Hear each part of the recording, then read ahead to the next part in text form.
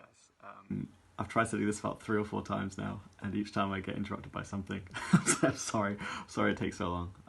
I've been so thankful and refreshed by each of the psalms that have come in for the past 2 weeks. It's been such a blessing for me. I'm sure it's been the same for you guys too. And it's my absolute honour and privilege to bring to you my Psalm 2. Sorry this is a little bit late, so you can't read it or listen to it during your breakfast, but here we go. So this is Psalm 27.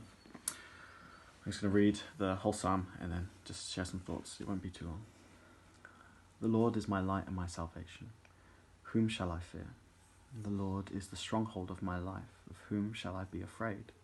When evildoers assail me to eat up my flesh, my adversaries and foes, it is they who stumble and fall. Though an army encamp against me, my heart shall not fear. Though war arise against me, yet I will be confident. One thing I have asked of the Lord, that I will seek after, that I may dwell in the house of the Lord all the days of my life, to gaze upon the beauty of the Lord and to inquire in his temple. For he will hide me in his shelter in the day of trouble. He will conceal me under the cover of his tent, and he will lift me high upon a rock.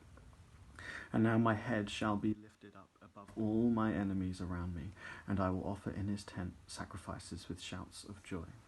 I will sing and make melody to the Lord. Hear, O Lord, when I cry aloud. Be gracious to me and answer me. You have said, seek my face. My heart says to you, your face, Lord, I do seek. Hide not your face from me. Turn not your servant away in anger. O you who have been my help, cast me not off. Forsake me not, O God of my salvation.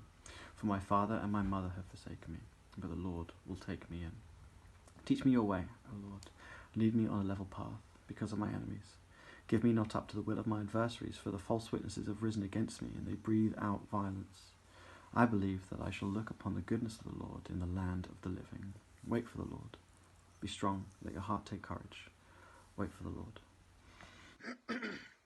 So this has been one of my favourite psalms for a long time. It's just been so helpful to come back to through various times of struggle or difficulty or tests of faith, or just sometimes when days when I'm just feeling horrible and awful. It's just so good to be reminded of David packed so much into one psalm, so much. We're looking at the nature of God, the wonderful things we can do to keep in confidence of the Lord, and the hope as well that we have. But there's just a couple things I want to bring out of it. This is a psalm of conflict, and this is a psalm of confidence.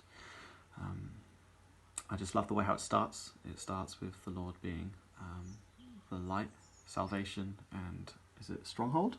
Yeah, and stronghold. So you have these three little things that David brings us to at the very beginning. Before he starts looking at the conflicts he's dealt with, he's looking at God being the one who lights the way. He's the one who's the kind of foundation, the foundational thing that we need to be able to walk. He's the one who delivers us through Jesus, of course, but through struggles and difficulties. From I'm sure David had in mind here Saul and the conflicts he dealt with there. How the Lord time and again delivered him through the caves and things, and the Lord being his stronghold as well. Being that place of protection and refuge, and from this place of knowing these kind of three core fundamental truths, he can deal with the varying degrees of conflict in his life. So we have just evildoers as a standard, adversaries and foes, so there's multiple enemies at once, and then whole armies encamping against him, and each time we see how how there is no reason to be fearful. David is surrounded by foes on every side. The idea is that he gets completely overwhelmed, that the odds really shouldn't give him anything to hope in. He shouldn't be able to trust in his own strength, because it's just not going to he'll not be able to deal with it himself. And yet he finds comfort and confidence despite the enemies around him. And this comfort and confidence comes from David dwelling with the Lord, dwelling with God, sitting with him, reading his word, praying with him, walking with him. It's so obvious from the psalm that he has a real working relationship with God, a relationship where, you know, he's almost kind of, it kind of sounds to me a bit like Jacob in the desert, before he deals with Esau. You know, he's wrestling with God. You've got this idea of, Lord, you said don't. You said, Lord, you said seek my face. So I'm saying to you, I'm seeking it. I'm looking for you. I'm hunting for you, Lord. Come on, don't turn your face away from me. Don't forsake me. He's really clinging to God in those difficult times, and I think that just has such a beautiful practical use for us. You know, when we go through our day to day, just clinging to God.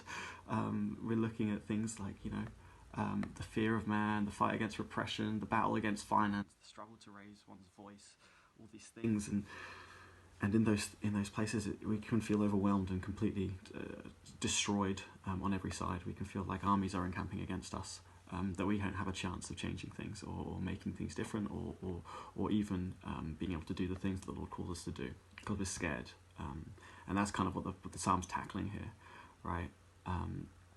So there is this real fear, there's these big enemies, but the more we inquire to God, the more that we gaze upon his beauty, the more that we dwell in his temple, the more we are filled with this confidence that the world will not overcome us, the world will not assail us, our enemies will not be the ones who take us over, because the Lord is our light,